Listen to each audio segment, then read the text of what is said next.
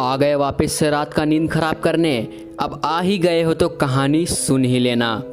Hello guys, मैं mister Roy आया हूँ एक रियल हॉरर इंसिडेंट लेके।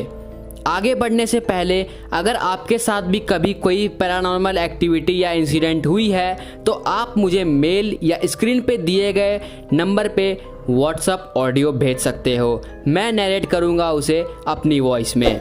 चैनल पे नए हो तो सब्सक्राइब जरूर से कर लेना और बेल नोटिफिकेशन बटन ज़रूर प्रेस कर लेना। आज की कहानी है इलाहाबाद के दो जिस्मानी जिन की। हर किसी को छुट्टियों में नाना नानी के घर जाना बहुत पसंद आता है। हम भी जाया करते थे। वो बात अलग है, कभी हमें मज़ा आता था और कभी नहीं आता था, क्योंकि हमें 10 साल से 12 साल की उम्र में वहाँ मस्ती करने में बहुत मज़ा आता था। क्योंकि हम लोग हैं 90s के बच्चे, कहीं अकेले भी इंजॉय कर लेते थे। लेकिन आजकल के बच्चे को तो फ़ोन चाहिए ही। वो तो एक पल अपने माँ पापा के बगैर भी नहीं रहते हैं। आप लोग भी अगर 80s 90s के होगे तो मस्ती ज़रूर किए होगे अपने नाना और मामा के घर में। तो आज का जो स्टोरी है वो हमें हमारे एक सब्सक्राइबर ने बताया है, हुसैन ने, जो दुबई में पले बड़े हैं लेकिन है वो इंडिया के ही। उनकी जो नानी का जो घर था वो है इलाहाबाद में। पूरा इंसिडेंट हुआ 2005 में, जब वो 2005 में अपनी नानी के घर आए थे अपनी मम्मी और छोटी बहन के साथ। लेकिन उनको यहाँ आना, उनको नहीं पता था कि वो इंसिडेंट होगा जिसमें उन्हें सोचना पड़ जाएगा कि उस टाइम ये वो थे या उनके जगह पे कोई और। बात है 2005 की। हुसैन ने बताया कि वो इलाहाबाद आए थे अपने नानी के घर।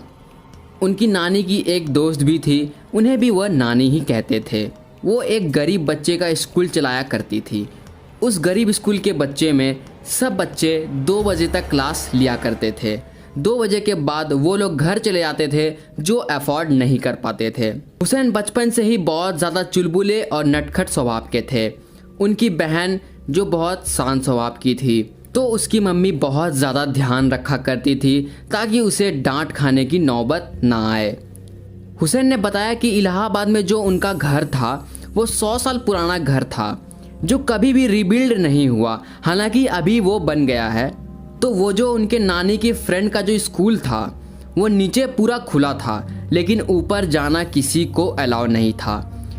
वहाँ पर स्ट्रिक्टली ऐसे इंस्ट्रक्शन थे, कोई भी वहाँ पर नहीं जाएगा। तो जब हुसैन दुबई से इलाहाबाद वापस आए थे तो उनका सबसे अच्छा टाइम पास कटे हुए पतंग को लाना हुआ करता था, क्योंकि दुबई में ऐसी कोई कल्चर होती ही नहीं थी। और आपको तो पता ही है, इंडिया में 15 जनवरी के बाद पतंग उड़ाना एक अलग ही कोहराम मचा हुआ रहता था सभी बच्चों में। एक दिन की बात है, हुसैन उसी स्कूल के सामने घूम रहा होता है करीब 3 बजे के आसपास। तो हुसैन का नज़र एक कटे हुए पतंग पे जाती है जो उसी छत के साइड जा रही थी। वहीं पे उसकी बहन देख रही थी और उनकी मम्मी और बाकी लोग सब इवनिंग के नाश्ते की तैयारी कर रहे थे। तो इन सब में से किसी का भी नज़र हुसैन की तरफ नहीं था। तो हुसैन इधर उधर देखता है और भागा सीधा चला जाता है छत की तरफ। जब हुसैन छत पर पहुंचता है वो देखता है हवेली के बीचों बीच एक सीढ़ी है जो नीचे जा रही है। उस सीढ़ी के आसपास कुछ नहीं था, बस वो नीचे जा रही थी जैसे कि कोई तहखाना हो। तो हुसैन ने बताया कि वो जो पतंग थी वो येलो कलर की थी और वो लहराते हुए सीधा सीढ़ी के अंदर चली गई थी। तो हुसैन को भी एक जिद सी चढ़ गई थी, अब तो मैं इस पतंग को लेकर ही मानूंगा। वो जैसे ही नीचे जाते हैं तो देखते हैं कि सीढ़ी एकदम से बंद है, वहाँ कुछ भी नहीं है। बस ऐसे ही किसी चीज़ को रोकने के लिए दीवार की सिल्ली बना दी गई है। तो वो पतंग लेते हैं और सीधा वापस छत पे आते हैं और वहाँ से सीधा घर आते हैं। तो उनकी नानी की जो फ्रेंड थी वो हुसैन को छत से आते हुए देख बहुत ज़्यादा डर जाती है। तो वो पूछती है, तू कहाँ से आ रहा है? तो हुसैन बताता है कि स्टेयर्स पे पतंग उड़ते हुए गई थी तो मैं उसे लेने गया था। इसी बात पे उनकी नानी की फ्रेंड हुसैन को बहुत ज़्यादा डांटती है और पतंग को लेके सबके सामने जला देती है और उन्हें लगता है कि सब कुछ ख़त्म हो गया, अब कुछ नहीं होगा।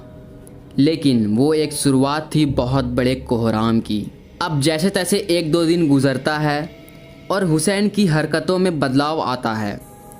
जैसे दिन में बहुत ज़्यादा शांत रहना, इवनिंग में थोड़ा एक्टिव हो जाना। और हुसैन ने बताया कि वो इतना ज़्यादा डरपोक थे कि वो अकेले वॉशरूम तक नहीं जाते थे। वैसे भी मैं झूठ क्यों बोलूँगा, उस एज में तो हम लोग भी अपने नाना नानी के घर में रात के टाइम अपने मामा के लड़के को जगा के जाते थे कि चलना भाई वॉशरूम से होके आते हैं। तो वो पतंग वाले दिन के 2 से 3 दिन बाद रात को हुसैन को बहुत तेज़ टॉयलेट आती है और वो उठता है और इधर उधर देखता है। पता नहीं वो बोले कि मेरे अंदर कहाँ से उतनी कॉन्फिडेंस आई कि मैं अकेले चला गया वॉशरूम।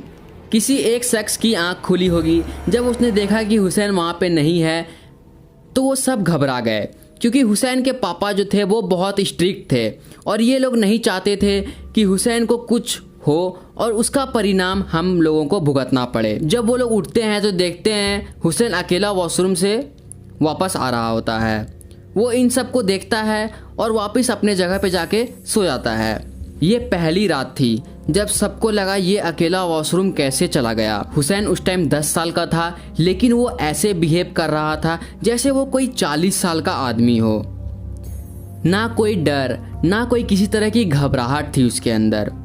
1 दिन निकले, 2 दिन निकले, 3 दिन निकले। अब सब हुसैन की एक्टिविटी देखना स्टार्ट किए कि दिन में एकदम शांत रहता है और रात में एकदम एक्टिव हो जाता है। हुसैन एकदम अकेला बहुत सारा खाना खाने लगता है, मतलब चिकन मटन के लिए एकदम अलग ही क्रेव हो जाता है उसके अंदर। लोग ऑब्जर्व करते थे हुसैन जब सोता था रात में तो उसके अंदर से 2 तरह की आवाजें निकलती थी, मार दूंगा बचा लूंगा, मार दूंगा बचा लूंगा। सारे रिलेटिव्स बहुत ज़्यादा हैरान हो गए थे। ये सब होते 8 से 9 दिन हो गए थे। 9th नाइट जो थी, हुसैन कूलर के पास सो रहे थे और हुसैन एक अजीब सी आवाज़ में चिल्लाता है जिसे आसपास के सारे लोग सुनते हैं और जाग जाते हैं। एकदम से जानवर जैसा आवाज़ था, वो जैसे उन्हें कोई बहुत बुरी तरीके से मारा हो। तो सब आते हैं और देखते हैं हुसैन अपनी जगह पे बैठा रहता है और बोल रहा होता है, मार दूंगा बचा लूंगा, मार दूंगा बचा लूंगा।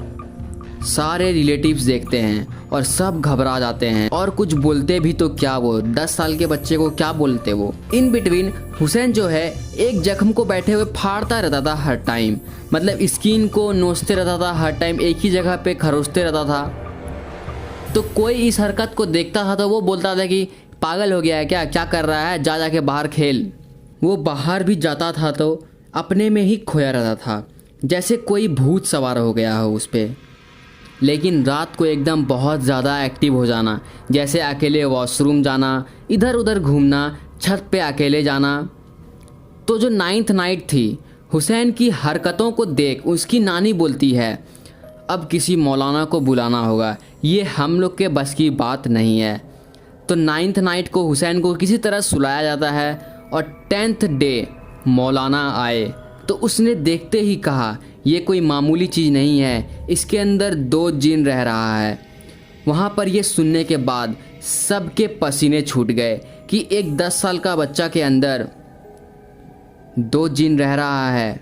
तो वो मौलाना पूछता है यहाँ क्यों आया है। तो वो जो जिन था वो एकदम से बाहर आके बोलता है ये बच्चा मुझे भा गया है और इसे अगर मैंने छोड़ दिया तो मैं खुद कभी बाहर नहीं जा पाऊंगा और ये मुझे पता नहीं कभी वापस आएगा या नहीं आएगा, लेकिन इसके सहारे मैं बाहर जरूर चला जाऊंगा। तभी एकदम से दूसरा जिन आता है और बोलता है तुझे क्या लगता है तुझे इसे मैं कुछ करने दूंगा? इस बच्चे के साथ मैं हूँ, मैं तुझे इसे कभी खाने नहीं दूंगा। और फिर एकदम से हुसैन नॉर्मल हो जाता है। तब उस टाइम मौलाना को पता चलता है कि इसके अंदर जो एक जिन है वो इसे नुकसान देना चाहता है और दूसरा जिन जो है वो इसे बचाना चाहता है। कुछ अच्छे कर्म ही करे होंगे हुसैन या उसके पूर्वज, जिस कारण एक अच्छा जिन प्रोटेक्ट कर रहा था उसे। कुछ देर बाद जब वो मौलाना अपनी हरकतें कर रहा होता है, उस टाइम वो जिन आता है और कहता है तुम इसे नहीं बचा पाओगे, मैंने इसे कब्जा लिया है। जहाँ 10 साल से कोई नहीं आ रहा था वहाँ ये बच्चा आया और मैंने इसे वहाँ कब्जा लिया। अब तू मौलाना, तुझे जितनी कोशिश करनी है कर ले, अगर तू मुझे निकाल दिया तो मैं तुझे मान जाऊंगा। और मौलाना इस चीज़ को बहुत ज़्यादा पर्सनली ले लेता है।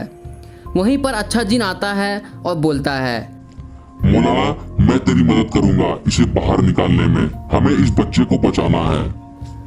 तो मौलाना कहता है, अगर तू जिन है तो साबित करके दिखा तू जिन है।